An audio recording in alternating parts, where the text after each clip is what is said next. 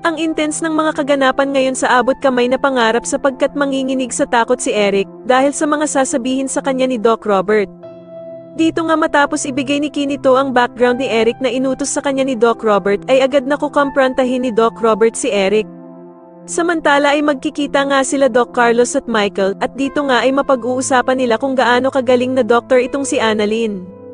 Dito nga ay aaminin ni Doc Carlos kay Michael na napakagaling na doktor talaga itong si Annalyn dahil kahit na anong pagsubok nga daw ang ipagawa niya ay talaga namang napagtatagumpayan nito. Papayuhan naman ni Michael itong si Doc Carlos na kahit na gaano nga daw kalaki ang galit nito kay Doc Robert ay wag na wag niyang idadamay si Annalyn dahil sa parang anak na din daw ang turing niya sa batang ito. Kaya naman ay maipapasa ni Annalyn ang pagsubok na ibinigay sa kanya ni Doc Carlos dahil na nga din sa napakagaling daw niyang doktor.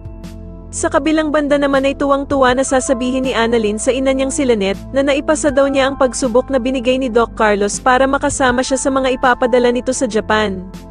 Sa sobrang tuwa naman ni Annalyn ay yayakapin niya ng mahigpit ang ina niyang si Lynette. Pero bigla namang masasaktan si Lynette dahil nga sa sinapit ng kanyang braso dahil sa paghagis sa kanya ni Doc Carlos ng baso.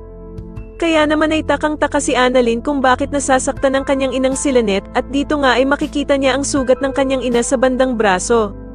Samantala ay magmem-itang na naman ang mag-amang sila Eric at Justin para sa kanilang susunod na gagawin kung paano mapapabagsak ang Apex. Dito nga ay sasabihin ni Justin na gustong-gusto na daw niyang makita ang kanyang inang si Giselle na bumagsak sa sobrang kahirapan at hinding-hindi niya nga daw ito mapapatawad kahit na kailan. Sa tingin niyo magtagumpay kaya ang mag-amang Eric at Justin sa binabalak nilang pagpapabagsak sa Apex mas lalo na nga talagang nagiging exciting ang mga susunod na kaganapan kaya naman ay mas lalo pa nating abangan ang mas lalong gumigandang abot kamay na pangarap. Maraming salamat po sa inyong panonood at sana po ay masubscribe niyo ako. Maraming salamat po.